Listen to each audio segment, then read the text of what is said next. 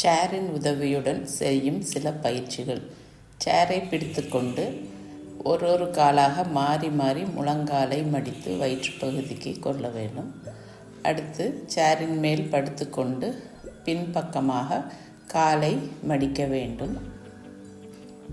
மூன்றாவது பயிற்சி, சேரில் அமர்ந்து பின்பு எழுந்து ஒரு காலை மடித்துவிட்டு திரும்பவும் சேரில் அமர்ந்து அடுத்த காலை தூக்கி மடிக்க வேண்டும். நான்காவது பயிற்சி, சேர்லேருந்து தள்ளி நின்றுக்கிட்டு ஒரு கையை எடுத்து சேர் மேலே வச்சுட்டு அதுக்கப்புறம் கீழே தரையில் வச்சு அடுத்த கையை வைக்கணும்.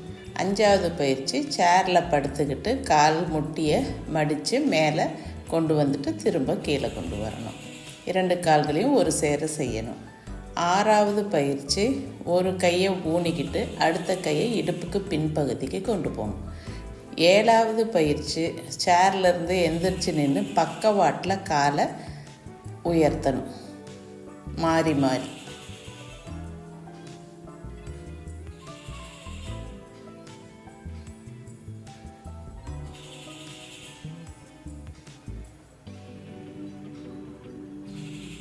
எட்டாவது பயிற்சி, சேர்லேருந்து எந்திரிச்சு நின்றுட்டு முதல்ல வலது கால் முட்டியை மடித்து நெஞ்சுக்கு கொண்டு வரணும். திரும்பவும் சேரில் அமர்ந்துட்டு இடது கால் முட்டியை மடித்து நெஞ்சுக்கு கொண்டு வரணும்.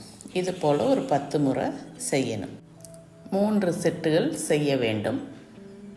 ஒரு பயிற்சியையும் 3 செட்டு செய்யுங்க.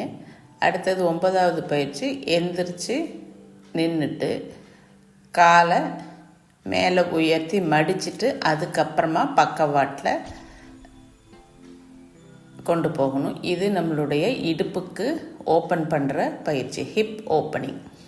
இந்த பயிற்சியையும் ஒரு செட்டுக்கு 10 முறை என்ற முறையில் 3 செட்டுகள் செய்ய வேண்டும். அடுத்து நம்ம செய்ய போகிறது 10வது பயிற்சி. அதுக்கு சேரில் படுத்துட்டு கால் 2யும் பக்கவாட்டில் பிரிக்கணும்.